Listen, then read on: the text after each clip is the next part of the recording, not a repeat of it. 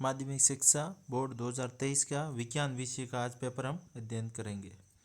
तो इसमें ये पेपर के कुछ नियम लिखे होते हैं पेपर स्टार्ट होते ही पहले, और उसके बाद में पहला प्रश्न डिस्कस करेंगे खंड ए का। अलग अलग 4-5 खंड आते हैं इसमें। वर्दी का संबंध करने वाला हार्मोन कौन सा है? संबंध मतलब जो वर्दी को रोकता है। वर्दी को रोकने वाला एक ही हार्मोन होता है, ध्यान रखना, एब्सिक एसिड। बाकी सब वर्दी को प्रेरित करते हैं।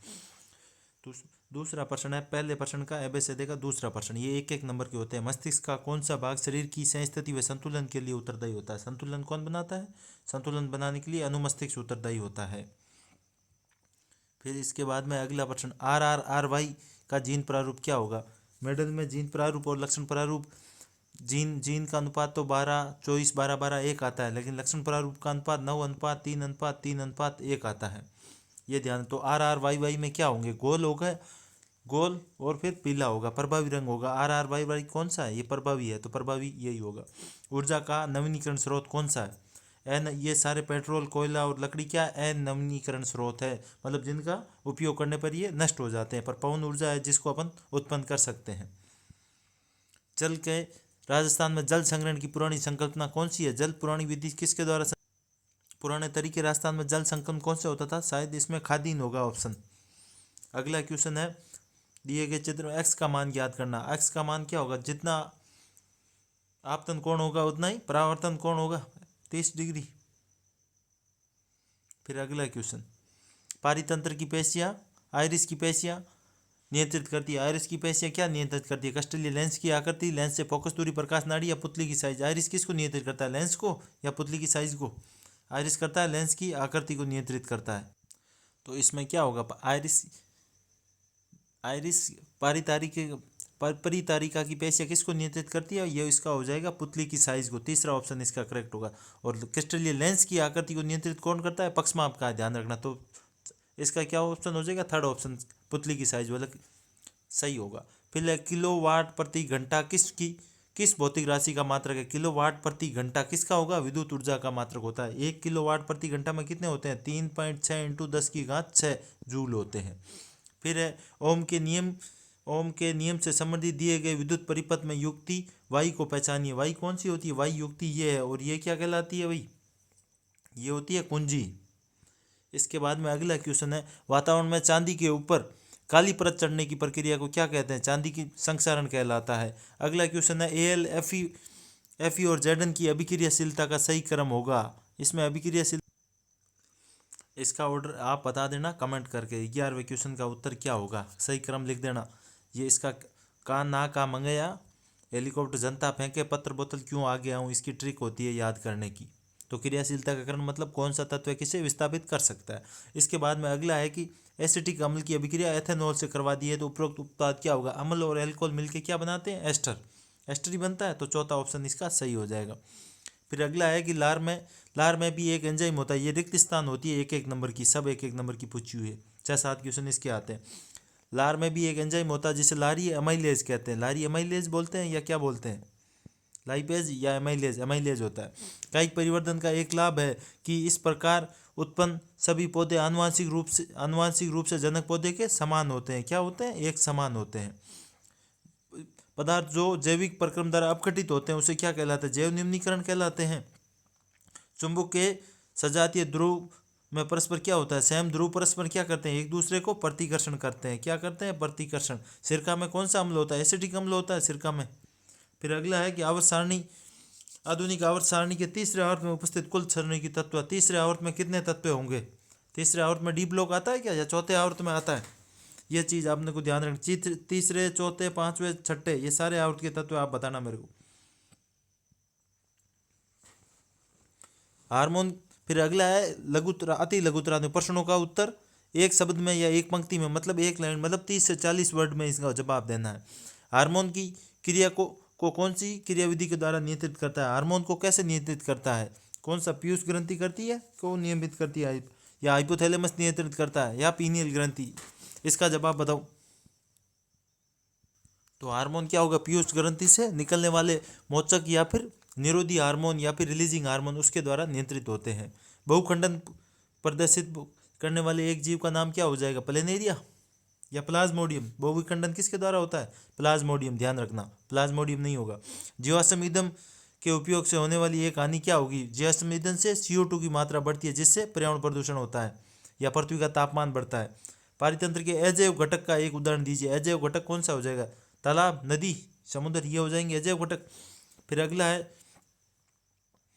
दो भौतिक राशियां P 5 ओम व Q 8 × 10⁻⁴ ओम × मीटर के चालकों की लंबाई को आधी करने पर P व Q का मान क्या होगा? P तो है प्रतिरोध और Q क्या है? प्रतिरोधकता। तो लंबाई आधी करेंगे तो प्रतिरोध क्या हो जाएगा? R बराबर ρL/A। R बराबर ρL/A होता है। लंबाई आधी करेंगे तो प्रतिरोध क्या होगा? दुगना होगा, आधा होगा, वो आप निकाल देना ρL/A से। फिर अगला है कि प्रतिरोधकता Q, प्रतिरोधकता में लंबाई आधी करते हैं तो कोई फर्क नहीं होगा, तो Q का मान सेम रहेगा, P का मान में परिवर्तन होगा। फिर अगला क्वेश्चन है, दो चुंबकीय रेखाएं एक दूसरे को प्रतिच्छेद क्यों नहीं करती? दो चुंबकीय रेखाएं एक दूसरे को प्रतिच्छेद करेगी तो वहां पे चुंबकीय क्षेत्र की दिशा अलग अलग हो जाएगी। यहाँ पे जैसे प्रतिच्छेद कर दी तो यहाँ पे चुंबकीय क्षेत्र अलग होगा, उसका मान नहीं निकाल पाएंगे। फिर अगला है, किसी विद्युत धारावाही परिनलिका के भीतर एवं उसके चारों ओर चुंबकीय रेखाओं को प्रदर्शित करने का चित्र बनाइए। परिनलिका क्या होगी थी? ऐसे होती है, ऐसे ऐसे ऐसे करने वाली ये होती है परिनलिका। इसके बाहर की ओर ऐसे चुंबकीय क्षेत्र होगा और अंदर ऐसे ऐसे, ये हो गया दक्षिणी ध्रुव S और उत्तरी ध्रुव N ऐसे। तो ये अपने को ऐसे फोटो बनाना है, इसमें चुंबकीय क्षेत्र की दिशा बतानी। उदासीनीकरण अभिक्रिया किसे कहते हैं? अम्ल व क्षार, लवण व जल का निर्माण करते हैं, उदासीनीकरण हो गया। आधुनिक आवर्त की नियम क्या होगा? ये आवर्त सारणी अभी NCERT में नहीं। आधुनिक आवर्त नियम यही होता है कि तत्वों के जो भी रासायनिक व भौतिक गुणधर्म होते हैं, जो उनके परमाणु क्रमांक के आवर्त फलन होते हैं, यह आधुनिक आवर्त सारणी का नियम होता है। फिर ये NCERT का पहला चैप्टर है, संयोजन, वियोजन, विस्थापन अभिक्रिया का। उपरोक्त अभिक्रिया में अपचयित होने वाले अभिकारक का नाम। आपको इसमें अपचयित और ऑक्सीकरित दोनों अभिकारकों के नाम बताने हैं, ये आपको कमेंट करके बताना। फिर अगला क्वेश्चन है, आयोडीन, हीरा व सोडियम। सोडियम में से सबसे कठोर पदार्थ का नाम लिखना है, आयोडीन, हीरा या सोडियम। तो सोडियम चाकू से काट सकते हैं, इसको पेट्रोल में रखते हैं। आयोडीन जो भी अधातु हो गया। फिर अगला आता है हीरा। हीरा में उपसंयोजक बंध होते हैं, सहसंयोजी उपसंयोजी बंध, सहसंयोजक बंध होते हैं। हीरा सबसे मजबूत होता है। हीरा किस में आता है? कांच काटने में काम आता है। फिर अगला है कि मेथेन की इलेक्ट्रॉन बिंदु संरचना हो जाएगी। मेथेन में ये हो जाएंगे 4 हाइड्रोजन ऐसे, और फिर ये 4, और फिर यहाँ पे एक एक हाइड्रोजन आएगा, ऐसे डॉट डॉट संरचना बन जाएगी मेथेन में। फिर जैव प्रक्रम को परिभाषित कीजिए। जीवों को जीवित रहने के लिए पाचन, श्वसन, उत्सर्जन वगैरह जो प्रक्रम जीवों को आवश्यकता होती है उसे जैव प्रक्रम कहते हैं। जो आवश्यक प्रक्रम जो जीवों को वातावरण में जीवित रखता है। एक लिंगी पुष्प, एक लिंगी पुष्प के उदाहरण कौन से हो जाएंगे? इसमें आप मक्का, नारियल ले लो या पपीता ले लो, ये एक लिंगी पुष्प होता है जिसमें नर या मादा एक उपस्थित हो। वर्तिकाग्र पर परागकणों के अंकुरण का चित्र बनाइए। वर्तिकाग्र ऐसी होती है ऊपर से और नीचे ऐसे, ये अंडाशय वगैरह होगा। यहाँ परागकण अंकुरित होंगे तो पराग नलिका का निर्माण होगा, वैसे चित्र बनाना है। पर्यावरण के विभिन्न घटकों के बीच ऊर्जा के प्रवाह को समझाइए। ऊर्जा प्रवाह बतानी है आपको। ऊर्जा का प्रवाह एक दिशीय होता है, और दूसरी चीज ऊर्जा एक पोषण स्तर से दूसरे पोषण स्तर पर ऊर्जा की कमी होती है। उत्तरोत्तर कितनी होती है? 10% कमी होती है। विभिन्न जीवों को आपको 1-2 उदाहरण बता देना है। अगला क्वेश्चन है, लेंस की आवर्धन क्षमता को परिभाषित कीजिए। और फिर दूसरा कौन सा है? वाहनों के पश्चिम दर्शीय दर्पण का के रूप में प्रयुक्त गोलीय दर्पण पीछे देखने में कौन सा उत्तल लेंस का प्रयोग करते हैं या उत्तल दर्पण का प्रयोग करते हैं पीछे, ये चीज ध्यान रखना। और आवर्धन क्षमता क्या होती है लेंस की? आवर्धन क्षमता, लेंस कोई भी वस्तु का आवर्धन मतलब बड़ा करके बताना। फिर अगला है विद्युत विभवांतर को परिभाषित। दो बिंदुओं के बीच में विद्युत विभव का अंतर विभवांतर कहलाता है। और जूल के तापन नियम में किन्हीं दो युक्तियों के नाम क्या हो जाएंगे? एक तो आप इस्त्री या प्रेस ले सकते हो, दूसरा क्या हीटर या गीजर कुछ भी ले सकते हो जो गर्म करते हैं। अगला क्वेश्चन है, श्रेणी क्रम में जुड़े हुए प्रतिरोधों का सूत्र क्या होगा? श्रेणी क्रम में R बराबर R1 + R2 + R3 होगा, वो अपने को व्युत्पन्न करना है क्योंकि 2 नंबर का है। अगला क्वेश्चन है, घरेलू विद्युत परिपथों में सामान्यतः विद्युत संधारित्र उपकरणों को समांतर क्रम में क्यों जोड़ते हैं? समांतर में क्यों जोड़ते हैं? क्योंकि समांतर में वोल्टेज नियत रहता है और धारा अलग अलग होती है। तो जैसे ही अलग अलग परिपथ लगे होंगे, जैसे एक परिपथ में टीवी, पंखा, कूलर लगा हुआ है, तो एक अगर शॉर्ट सर्किट हो गया या खराब हो गया तो बाकी परिपथों पर कोई प्रभाव नहीं होगा। इसलिए घरों की लाइट फिटिंग वगैरह होती है, सब समांतर क्रम में की जाती है, क्योंकि अगर एक परिपथ खराब हुआ तो बाकी परिपथ पर कोई फर्क नहीं पड़ेगा। फ्लेमिंग का वाम हस्त का नियम और विद्युत चुंबकीय प्रेरण को परिभाषित कीजिए। फ्लेमिंग का वाम हस्त और एक फ्लेमिंग का वाम हस्त का नियम है और एक अंगुलियों नियम है, ये 2 नियम ध्यान रखना, ये फ्लेमिंग के हैं। और फ्लेमिंग ने इसमें विद्युत क्षेत्र, चुंबकीय क्षेत्र की दिशा वगैरह ज्ञात करने के नियम दिए थे, और विद्युत चुंबकीय प्रेरण की भी परिभाषा आनी चाहिए। फिर निस्तापन में भर्जन को परिभाषित कीजिए। निस्तापन वायु की अनुपस्थिति में होता है, भर्जन वायु की उपस्थिति में होता है। इसमें सल्फाइड होते हैं तो इसमें कार्बोनेट एस्क वगैरह होते हैं। फिर अगली चीज़ है अभिक्रिया लिखनी है अपने को। एथेनॉल के साथ सोडियम की अभिक्रिया कराएंगे तो धातु के साथ क्या होगी, हाइड्रोजन गैस निकलेगी एक तो, और एक क्या लवण का निर्माण होगा। और 473 पर H2SO4 की अभिक्रिया कराएंगे तो क्या निर्माण होगा, एल्कीन का निर्माण होगा, एथीन का। CH2 को क्या बोलते हैं, एथीन। फिर मिचेल की संरचना पूछिए और न्यूलैंड का अष्टक नियम पूछा। पहले और तीसरे परमाणु का परमाणु क्रमांक का योग उनके मध्य परमाणु के बराबर होता है, न्यूलैंड का अष्टक नियम। और ये अपने आजकल वर्तमान के पेपर में नहीं है न्यूलैंड। मिचेल की संरचना मिचेल अणु की ये बनानी पड़ती है अपने को। फिर अगले बाद में अंडाशय से स्रावित हार्मोन, अंडाशय से क्या निकलता है, एस्ट्रोजन या प्रोजेस्टेरोन। ये दो क्या कार्य करता है, एक तो शरीर के विकास, वृद्धि व द्वितीयक गौण लैंगिक लक्षणों और आवर्त चक्र को भी नियंत्रित या आवर्त चक्र को भी प्रेरित करता है। फिर समझात व समरूप अंगों की परिभाषा, ये पहले आता था, अब एनसीईआरटी में कम ही है समरात व समरूप अंग। फिर तारे क्यों टिमटिमाते हैं, तारे क्यों टिमटिमाते हैं, प्रकाश के अपवर्तन के कारण। ये पूरा प्रक्रम आपको समझाना है कि आसमान से तारे दिखाई देते हैं तो उसका माध्यम अपवर्तनांक परिवर्तित हो जाता है, क्योंकि तारे बहुत दूरी पर स्थित होते हैं। खतरों के सिग्नल लाल रंग के क्यों होते हैं, क्योंकि प्रकाश का प्रकीर्णन कम होता है लाल रंग का, इसलिए होते हैं। ये सही है बात। फिर अगला संयोजन और वियोजन अभिक्रिया का उदाहरण देके इसने पूछा है, एक एक उदाहरण लिखना अपने को। फिर वायु श्वसन को परिभाषित कीजिए। ऑक्सीजन अनुपस्थिति में श्वसन चित्र का आपने इन्होंने फोटो मांगा है। मानव श्वसन तंत्र के वायु मार्ग को समझे। वायु में चालन और समान भाग होते हैं, दोनों भाग होते हैं। चालन भाग का ध्यान रखना, जो क्या वायु को एक तो शुद्ध करता है या तापमान पे लाता है, और एक कचरा साफ करता है। समान भाग क्या होता है, जो कोशिकाओं तक वायु को लेके जाता है। फिर मानव श्वसन तंत्र का नामक चित्र बनाए, चित्र बना देना श्वसन तंत्र का। पाचन को परिभाषित कीजिए। भोजन को छोटे छोटे कणों में पीसना या टुकड़े करना पाचन। पाचन में अग्नाशयी रस की भूमिका क्या होता है, अग्नाशयी रस भोजन में अलग अलग तरह का रस स्रावित करता है। अग्नाशयी रस और यकृत से हो गया, पित्त रस हो गया, तो इसकी भूमिका अपने को बतानी है। अग्नाशयी रस का काम का आप बताना मेरे को। फिर है मानव में पाचन तंत्र, आहार नलिका का चित्र वगैरह पूरा प्रोसेस, फोटो वगैरह पूछा इसने। फिर है एक अवतल दर्पण से प्रतिबिंब का बनने के, अवतल दर्पण में फोकस पर स्थित हो तो प्रतिबिंब कहाँ बनेगा, अनंत पे बनेगा, आभासी वास्तविक उसका बताना। और वक्रता त्रिज्या दे रखी है तो R बराबर 2F, कौन सा सूत्र होता है, R बराबर 2F होता है या F बराबर 2F होता है, इससे आप निकाल सकते हो फोकस दूरी वगैरह। इसके अथवा में क्या दिखा है कि लेंस के द्वारा उत्तल लेंस के प्रतिबिंब का बनना किसके द्वारा, F1 और 2F के मध्य हो। तो आप बना के देख लेना, F1 और 2F के उत्तल लेंस की फोटो ऐसी होती है, इस पर किरण डाल देना, अपने आप प्रतिबिंब बन जाएगा।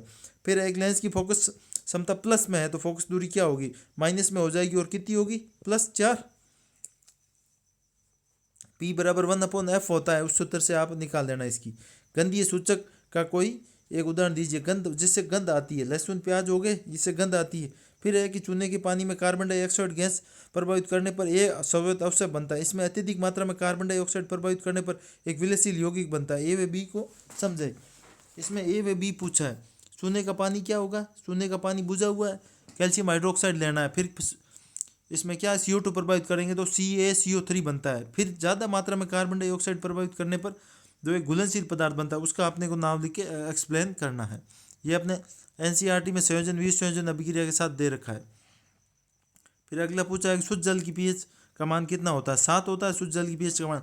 दूसरा है कि सोडियम कार्बोनेट को HCl के साथ अभिक्रिया करते हैं। सोडियम कार्बोनेट क्या होता है, Na2CO3 किसके साथ अभिक्रिया करती है, HCl के साथ इसने पूछा है, Na2CO3 की अभिक्रिया। फिर ये यौगिक बनता है जिसे साधारण नमक कहते हैं। ये यौगिक बनेगा अपना NaCl। ये यौगिक क्या बनेगा अपना, NaCl।